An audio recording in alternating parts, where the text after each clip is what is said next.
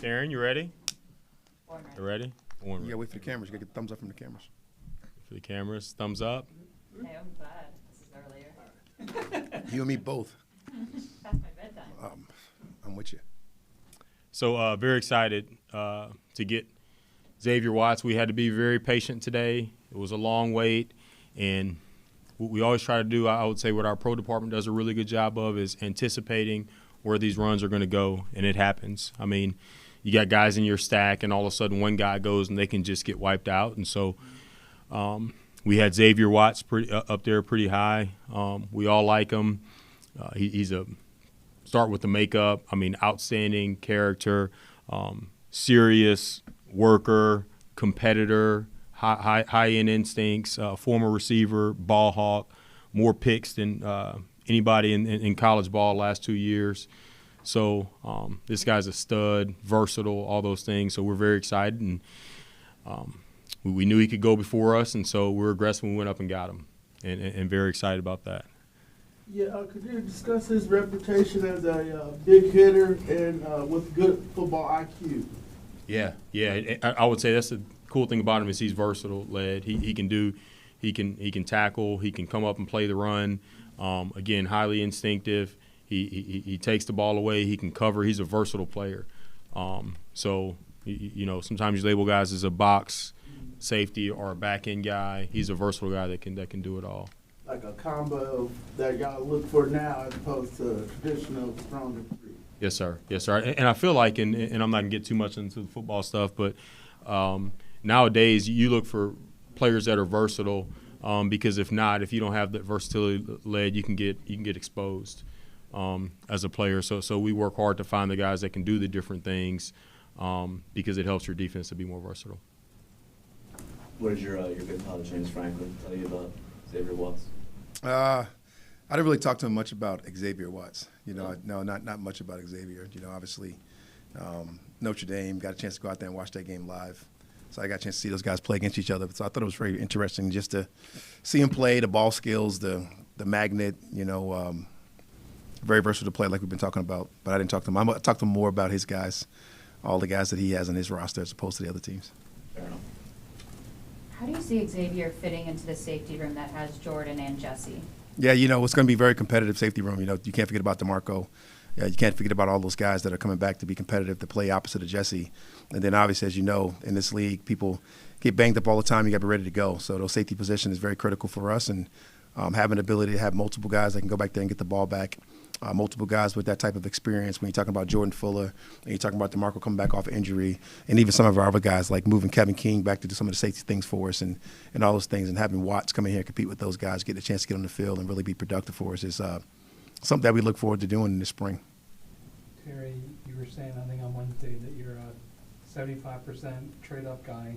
I know, and we went to this draft. They had a whole thing where they sat me down and said we need to trade back and pick up more picks. But I tell you, Ken, it's when you have conviction on players, and when you judge things and say if it was a good trade or a bad trade, it's not about the points and all those things. It's about the player, and if you hit on a player that makes sense for you, and that's going to end up being a really good player for you, then it was a good trade. And so when we have that much conviction on a player, and we know that when we have intel about where a player can go, and again, that's where we're really working it and figuring things out. So we know we need to get up to a certain spot, and if a player's that good, then we're going to be aggressive and go up and get them. So I know I was going to try to get my percentage a little lower, but I haven't done a good job of that so far this draft. Does any part of you look at the way the second round kind of shaped up and said, man, maybe we could have gotten a good edge at that spot at 46, or do you not even think about that stuff? Man, just telling you. I slept good last night. And how about this? So I sleep good last night, wake up to a lot of text messages. I'm going to read one of them. Can I read the text from Jerry? No. I can't read the text from Jerry. Don't read the Jerry text. You sure can. I'm going to listen to my boss. I'm not going to listen to it. But basically, Jerry Jones? Jerry Gray, Jerry Gray. our defensive back coach. Not nearly as exciting. So I can't read the text. You can read the text. So this is Give the people what they want. And so, Jerry's like, he's like he's old school, right? But there's so much wisdom, and he's kind of like a grandpa, you know. And my dad passed away a couple of years ago, and I feel like Jerry's one of those guys you can talk to him. There's certain guys like that, like Rustin Webster. Like you talk to him, you feel like you're talking to your dad, and they have all this wisdom. So Jerry always sends me these like just motivating texts and just really good stuff, right? So he texted me this morning, hey, congratulations on last night. Great moves. Very excited about what we're adding to this team. Great night. But in the famous words of Janet Jackson, she famously sang, "What have you done for me lately?" So we had to get somebody in the secondary today. So we had to, it was basically. Okay, that was the moral of that. Yes, that was the moral of that. So it's Jerry's fault why you traded up, is what you're saying. I had to get him a player. Last offseason and this offseason, you addressed what were your biggest needs. You doubled up on what were your biggest needs. And I wonder if those were opportunities that presented themselves because of the specific players that were there, or you entered those off seasons with a strategy of saying, we're going to throw a lot of resources at this. We're going to hit this from every angle. Well, last offseason was definitely planned on a double-up situation that we did, you know. And as you saw and as we got to the points that we wanted to have and, you know, you had the opportunity to double up, we talked about it in my opening day press conference, you know, finding the quarterback of now and finding the quarterback of the future and things of that nature. Going into it this year, we definitely wanted to add pressure players. You know, you don't always know where those pressure players are going to come from, whether they're both from the edge, whether from inside, from the outside, whatever the case may be. We added a couple pressure players last year from inside, and this year we got a couple players on the outside, and we got a couple players, you know, really in free agency and throughout the draft as we see. And those things come from all forms. So, like, you have the ability to add those guys and you add those spots of need and then have the ability to go get those things. And I really like our plan. I really like how we're going about our business and trying to, you know, shore up some of those things and make sure to ensure that we have a better rush and ensure we have great quarterback play. So I think it's just kind of what's fallen. I think it's kind of happened with our conversations. I think it's kind of happened with the collaboration across the building, you know, texts from Jerry and things of that nature certainly help you to get out there and get the things you need to get done. To follow up on that, to make that move yesterday, you had to give up a first rounder next year. Tonight, you give up a fifth rounder. It kind of adds to the overall look that you're all in now. You're going for the now. Well, if you look at the trade from yesterday, basically what you did is we used our first round pick this year, right? When you really think about it, and what we gave up for it is we went from the second round to the third round, if you really put it in a nutshell. So we went from the second round to the third round and used our first round pick next year. But we got to, when we're talking about the two players that we got, and then we see that as being worth it because of who the players are, you know. And then today, again, when we're talking about it and we're working through it, we could have did some things this year and made some pick swaps or whatever, but we thought that was the best trade. And again, who's the player? And it's Xavier Watts, and we have a lot of conviction on him and knowing what he can come in and do. And so that's why we were so convicted on doing that. So it's about who the player is, and we're not being irresponsible about it. We're making decisions and based on conviction and love for players and knowing the impact they're going to make on this team. So you said last night that as soon as you guys got Jalen Walker, you were on the phone trying to, you know, trade back up. Mm-hmm. It was always going to be Pierce. Would you say was that what you were watching? Was someone else going to take Pierce? Can we you know? That's who we were trying to. That's what we're trying to get done. If he had gone earlier, maybe you don't do that. Is that safe to say? Correct. Yeah. Good. How did you decide between a safety and a cornerback with wanting to bolster the secondary specifically? Well, it's about who the players are, you know, and the run on the corners had already really happened. If you look, all those corners kind of came off the board. And our cluster, you know, like right. The guys that we had slated at that spot. You know, there's still plenty of good players on the board, but in the cluster that we felt like we wanted to go dig into based on the collaboration across the building, the coaches' evaluations, our scouts' evaluations, our studies that we do together, the cluster that we had, that was our play that we wanted to go target. Yep. The meeting that you guys had with James and his mom, did that kind of seal the deal a little bit, like just as far as character and, you know, who he is as a person? I would say it helped. You know, it was very, very much so helpful. to get out there and get a chance to be in front of Miss Kizzy and to get a chance to get in front of James again, to talk about all the things that we knew and talk about all the things that he knew and the things that we're going to do moving forward to get some of those things solidified certainly helped us. So I would say all those things that we did, that not being the only thing that we did a lot of things. And I'm just very gracious of the support that we get from this organization, from all the way from the top, from Mr. Blank and my sidekick, my partner over here, Batman, and I'm Robin, obviously. But really? getting a chance to go do those things together always fun. Was that in person that you met with them, or in North Carolina, or yeah? Yes, Mark. Yeah, I mean, I'm just trying to. I know. Okay. Trying to get more information. I'm not like giving a Yeah, chance. that's my job. Yeah. That's what you do, right? And about like James, because there was that criticism, and around draft time, as you guys know, these rumors start to pop up, like, oh, this guy is this and this guy is this, and maybe we're seeing with Shedeur Sanders right now. What is the method of kind of like breaking through that like smoke and mirrors and kind of getting to the bottom of who these people really are and who these players really are? Yeah, Mark, there's always things that are reported, and there's the perception on the outside, and then this is a whole different level based off the information we know. And it's I would think that's a part of y'all's jobs that's really hard because you don't have all the information, right? You have what's public and what you know, and then, again, whether it's medical or whatever, you just don't have all the information. So, but we have a really thorough process that we go through, and I believe our scouts, I put them against any scouts in the league in terms of the information they gather. But then we go through a security process, and we gather a lot of information on these players. And so we have a lot of confidence in our process that we go through. And there's like a purposeful like spreading of misinformation, is there not, around the league? Like, I think some of that goes on. Yeah. Gamesmanship. I think some of that goes on. Right, that happens, does it not? Yeah, I think you're right. What do you guys think is happening with Shedeur Sanders right now? That's not. I know it's out of the purview of what, but as experts, generally speaking, how do these I'm things, so proud of you, David. How does like someone who most people feel is, picks certain, at a certain place, falls to wherever it ends up being? Well, it's kind of the conversation. I mean, we're talking about it. Everybody has different boards, and so I can't talk about any other team and any other 31 boards. We have our board, and we go off our board. So with any player, you just don't know what other teams are doing in other rooms. I just know what we do.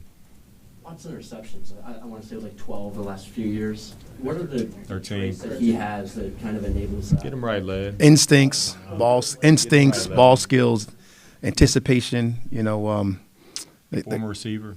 Former receiver. The closest I can read, he's very instinctual, like Jesse Bates. He's not afraid to take those shots and take those chances when necessary.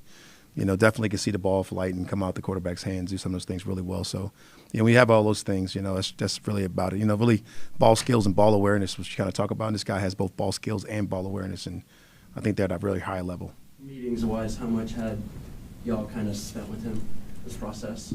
Really, the combine. Yeah, was really the biggest one. I get a chance to listen to him talk. He's very sharp. You're talking about a button-up young man that's got high character, high quality. Not much you have to do there. Ryan Clark's son, who I know very well, played with him. A lot of people speak very highly of this young man. Yep. Have you got another text from Jerry yet? I got one from Manti Te'o just now and said absolute stud. So I go through my texts and read y'all. just name dropping all of I it. feel like Dave's going to get on me about that one. I don't think I was supposed to read that. I want to make a joke so bad right now. I want to make a joke so bad. Terry, I'm curious, honestly, there's a school thought that when you can move back, you collect more picks and Yes, sir. get more cracks in the barrel. I'm curious, and obviously there's so many reasons to move up, but how do you view that school thought and in your tendency to go the other way? Mm-hmm. And it just depends on where you are. Like, an example, if we have certain players in our cluster and then you get wiped out to a point where you don't feel good, that's when you more so try to move back in those situations. But when the way things happen and when you have a guy sitting up there like Xavier and we're so high on, then that's when you want to be more aggressive and go up. And again, I know the tendency with us has been more to be aggressive and go up. And And I'm sitting here right now, and Jalen Walker, James Pierce, Xavier Watts, we're excited about those 3 players. And if we got 5 or 6 players that are different guys, I don't know where we'd be, but I know we're excited about those 3. And those are 3 impact players that are really going to affect our team. So I think it just depends. There's a time to move back. There's definitely a time to move back, and maybe it's something to study. Just talking about you, like if you look at the more of the tendency to move back and increasing your, but for us it comes down to conviction on the players, clear visions on the players, and when you have guys that you have that clear vision for and you have that much conviction on, then you want to go up and get them. Here's, there's that famed points chart, I think maybe that Jimmy Johnson mentioned, but like, do you use that, or kind of what's your? We have a number. We use that one, or we have that one, and so we can see that. We also have our own one that we created, kind of a combination of some other ones, and we talk through those things. We have basically, when we're going through those, we have Danny Leskin and Carl Pierberg, our analytics group, and Ryan Pace and Chris Olson, and they're on the phones, they're making the calls, and then every trade that comes in, they're putting it in the chart, and we're talking about it, and we go through that, and it always comes down to who the player is, and it's one of those things of you can lose a trade if you want to keep a little bit or win it by. At the end of the day, it's who's the player, who's the player that you're talking about. And whether we say we lost a trade or won a trade, you're going to say if you lost or won that trade, depending on what that player does for you. That's what it comes down to. But we do look at all those things, and we have a group that's going through that, and we're very aware of where we are on the points. Where does that aggressiveness come from, would you say, Terry? Is that something that you've always, believed in and felt that there should be more of? Yeah, I always, just what we're talking about with conviction on players, when you believe in something and you're on the same page and you want to be aggressive and go up and get it. Again, like Matt Bergeron, for example, we knew Matt was going to go. There were a couple people that were going after him, and so we got aggressive and went up and got him. And he's a really good football player. Maybe we lost on the points. I don't know if we lost or not, but I'm good with Matt Bergeron. We're good that we're excited that we got that animal out there playing. And if we would have gotten too conservative with that and not gotten him, and now we got another player. So I think it comes down to when you have conviction on players and you're really excited about them, you want to go up and get them. Anything else? Yeah, going into tomorrow, you're early 16 and in the 4th, and then right up in the front in the 7th. Do y'all try to project what the runs might be, or you just gotta sit in the 6th and see about halfway through how things going? Yes, sir. So it'd be a little easier with the first one because we can get our stack prepared for that one. Yes, sir. Get your 16 stack. Then you just got to be patient, and it's going to start quick. Led. I keep talking about this 8th round. Mm-hmm. We're going to be ready for the 8th round as soon as that last pick goes in on the 7th round. We're going to have them stacked up, and we're going to be aggressive, and we're going to keep getting better. So it goes a lot faster tomorrow. Mm-hmm. Those names just start. They're just coming off the board. So we got to get those top 16 stacked and be ready to pick there and be patient. We'll try to be patient, Ken. I promise. And then we'll get into the 8th round and get ready to go. Are y'all naturally patient people normally, or does the draft really test you? You think I'm patient? 75% of the time. I think it's always gone up a little bit. I mean, you think you're a patient person? I have no idea. Yeah. I don't think I'm a naturally patient person, though. All right. Appreciate it. Thank y'all. Thanks, guys. Oh, man. All right, guys. I just want to go to See you then. I do. Make sure you get that. I'm a morning Appreciate person. y'all. This is-